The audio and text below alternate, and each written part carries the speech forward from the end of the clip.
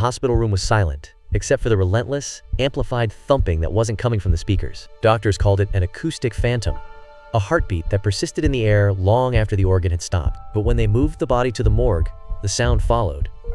A thick, wet pulse echoing through the sterile corridors. The air grew heavy with the scent of ozone and something metallic, like old blood on cold steel. Then the whispers began, not from the living, but from the empty spaces between heartbeats. They were counting down, each whisper marking another second closer to something the living couldn't comprehend. And in that final moment of silence before the next beat, every person in the building felt their own hearts stutter in response. Because the phantom heartbeat wasn't just an echo, it was an invitation, and something was about to RSVP. It wasn't the blood it circulated, nor the flesh it sustained. It was the rhythm itself, the steady, primal drumbeat that declared, "I am here." Then, in the space between one moment and the next, that sound ceased. The final beat did not echo. It was simply absent. 2 seconds of perfect stillness, broken only by the scent of antiseptic and ozone. For this patient, it wasn't a theoretical horror. It was a biological secret, his own flesh concealed. A truth buried so deep within his marrow, it nearly claimed him before he ever knew its name. Then, the flatline's silent scream. Michael Shaw's eyes were wide with pure terror, while the doctor's face showed only utter disbelief. This is the story of Michael Shaw, the patient who had to learn to swallow his own heartbeats just to survive. The backstory begins in Austin, Texas, where everything seemed warm and sunny on the surface. But beneath that bright exterior, something was already stirring in the shadows. Michael Shaw had it all in Austin, Texas. A loving family, a solid career, and the kind of life that felt permanent. At 42, he was strong and healthy, a project manager who commanded respect on construction sites. His world was one of stability, of predictable schedules and controlled outcomes. But beneath that surface of normalcy, something was already stirring in the shadows. A future he'd forged with his own hands. He was the very portrait of vitality, until he suddenly wasn't. The world drained of color, shifting to a sterile, clinical gray. We see him now in a doctor's office, his complexion ashen. It began not with a bang, but with a profound, bone-deep weariness that no amount of sleep could touch. A strange, metallic scent clung to the air, the smell of ozone and something else, faintly chemical, like antiseptic and decay. A deep, marrow-deep exhaustion that sleep could not touch. Then came the vertigo, the world tilting on its axis when he rose. A metallic taste coated his tongue with each dizzy spell. Sarah's pleas to see a doctor grew more urgent, her voice edged with a fear he couldn't yet name. "Dr. Reynolds," voice crackled through the intercom. "Your blood work is anomalous, Michael. Your red cell count is critically low. It's as if you're bleeding internally, but we can't locate the source." Test after test, the sterile air grew thick with the scent of ozone and disinfectant. Each result deepened the mystery, leaving only the cold, sticky dread of the unknown. Endoscopies, colonoscopies, countless scans, all revealing nothing. No ulcer, no tumor, no medical explanation whatsoever. Michael was fading before our eyes, becoming a spectral presence in his own home, as doctors offered the hollow diagnosis, unexplained chronic anemia. Sarah wept quietly in their kitchen, her fingers tracing the edges of family photographs as she remembered the man he used to be. Sarah. It was like watching a candle melt, the light just slowly vanishing, leaving only the memory of warmth behind. Every day, a little more of him just vanished, and no one could tell us why. Admitted for round-the-clock observation, Michael became a living medical enigma. The blood transfusions were a temporary, desperate measure, a bucket with a hole punched straight through the bottom. For a day, maybe 2, the color would return to his cheeks, only to drain away again as the invisible erosion continued its silent work. And then, the noises began. A strange, wet, rhythmic gulping sound echoed through the stillness. The air grew heavy with the scent of antiseptic and something faintly metallic. At first, it was soft enough that a night nurse dismissed it as a faulty IV pump, but Michael felt it inside his own skull, a deep, internal gulp that synchronized with his pulse. "Michael," I told the night nurse, "I can hear myself swallowing." She checked my throat, said it was just dry, but the sound wasn't in the air. It was in the bone, a wet, internal click I couldn't escape.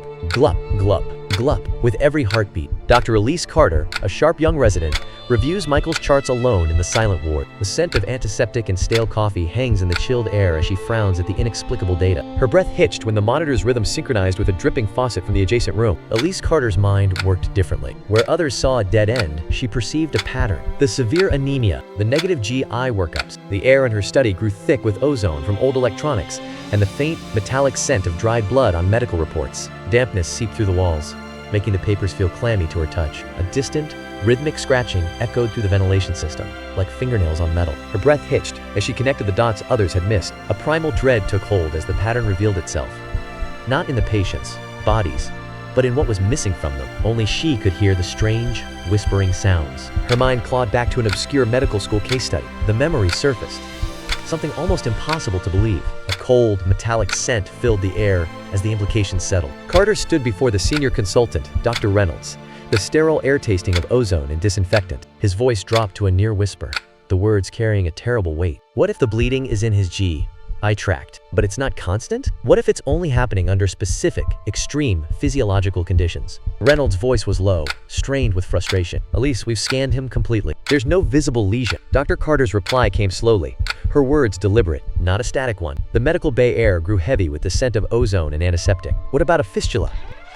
She finally asked, the question hanging in the thick silence. Her theory conjured something almost too terrible to comprehend. A microscopic passage, a hidden valve that only opens under pressure, a connection that should not exist, a flaw in the body's architecture waiting for the right moment of strain to breach its seal. The diagnosis was an aorto-esophageal fistula, a name that carries the metallic scent of iron and the silent, internal rupture of a dam. It was the kind of hidden flaw that turns the body's own vital pathways into a ticking, internal time bomb. A freak, microscopic connection forms between the body's largest artery, the aorta, and the swallowing tube, the esophagus. Normally, such a breach would kill you in minutes, but this one is different. It acts as a one-way valve. The air grows heavy with the faint, metallic scent of iron, and a cold dampness seems to seep from the very walls. A primal dread takes hold, as the body harbors this silent, ticking anomaly. Dr. Carter. Imagine his heart seizing, the sudden surge in his aorta. Pressure spikes, forcing a thin, crimson jet into his esophagus. The metallic scent of iron would have filled the air instantly. A quiet, internal rupture, felt only as a sudden, searing warmth. He doesn't cough it up, just a minuscule amount that he unconsciously swallows. That faint, wet sound he hears isn't coming from outside.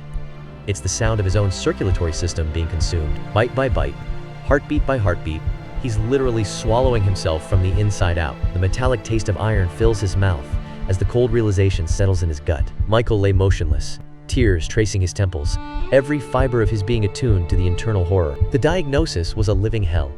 Each heartbeat a self-inflicted laceration, a microscopic internal bleed he could feel seeping down his throat. A metallic tang coated his tongue, the scent of iron and decay mingling with the damp chill clinging to his skin. Paralyzed by the visceral dread, he listened to the relentless rhythm, each thump a whispered confirmation of the horror within. To move, to panic, to let his heart rate rise, would only pump more blood into his stomach. He was a prisoner of his own pulse. Michael.